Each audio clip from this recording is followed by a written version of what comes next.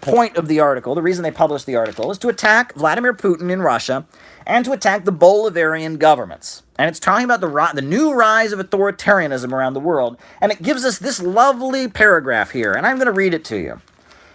In one country after another, elected leaders, do you hear that? Elected leaders. In one country after another, elected leaders gradually attacked deep tissues of democracy. Now, what are these deep tissues?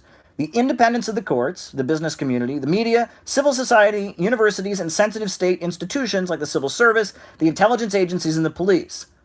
Whether the agent of destruction is a right-wing nationalist like Vladimir Putin in Russia or a left-wing Bolivarian socialist like Hugo Chavez in Venezuela, the effect is the same. The structures and norms of democracy are eviscerated one by one until all that is left is a hollow shell. Translation for you. Here's what he's saying, basically.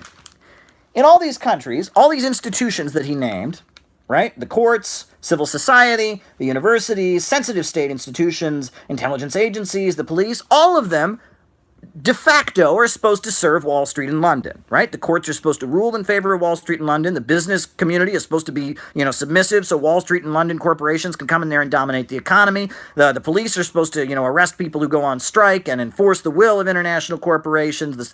Every institution across the developing world, every institution across the entire world is supposed to serve the United States. And these countries, like Russia, like Venezuela, like Bolivia, like Nicaragua, they elect leaders who go in there and change that. Change that.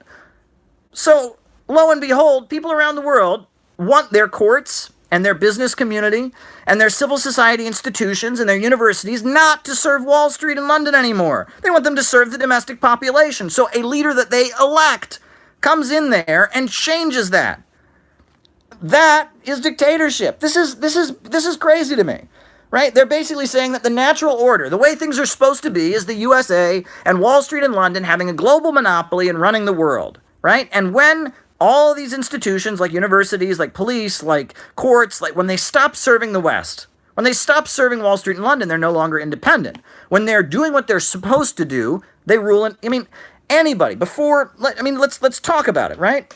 What happened in Russia in the 1990s? Was Russia's court system and civil society and all of that independent in the 1990s and now it's not? No.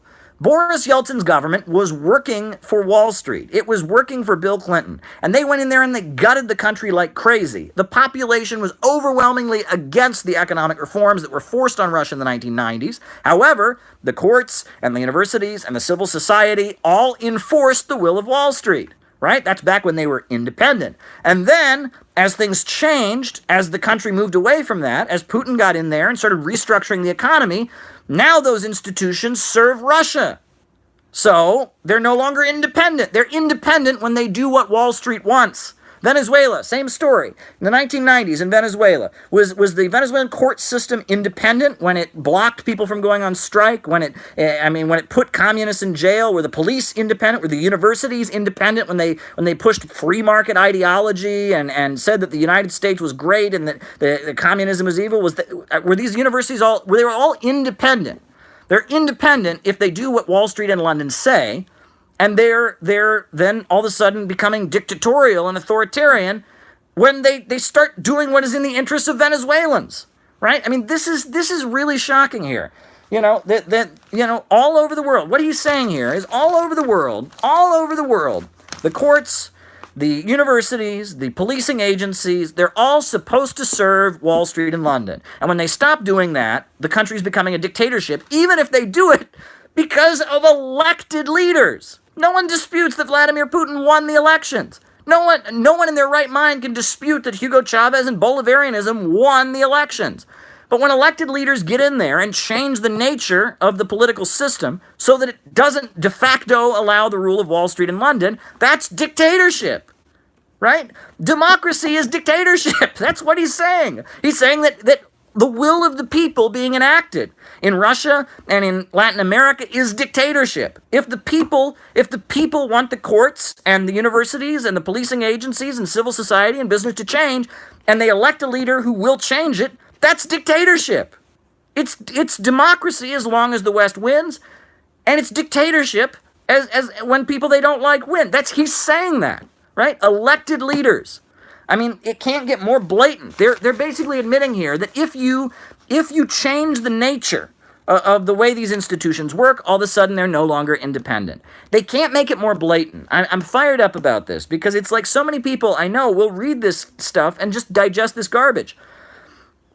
No one, I mean, wow. So if anything good happens, it's dictatorship, right? If the nature of the courts change, if the nature of any of these civil institutions changes, then it becomes a dictatorship. This is blatant. It's blatant. It's a democracy if they like it. It's a dictatorship if they don't. Can they be more blatant about this? Sorry I'm getting fired up here, folks. I'm having a great time. I know there's plenty of people that got things they want to talk about. Now, if Tulsi Gabbard becomes president, media will call her a dictator. Well, I'm sure that would be the case, right? If somebody got in who did what was against the interests of Wall Street and London, all of a sudden they're a dictatorship, because the way things are supposed to work is the independent tissue of democracy is supposed to serve Wall Street and London. And when it stops doing that, it's becoming a dictatorship, right? I mean, that's what he's saying. I mean, the highlighted quote: elected leaders are attacking the deep tissue of democracy. That's what he's... Elected leaders are attacking the deep tissue of democracy. It stops being a democracy when it starts eroding the power of Wall Street and London. That's what they're saying. They're blatantly saying that. They're spelling it out in plain English. It becomes a dictatorship when civil society starts to change.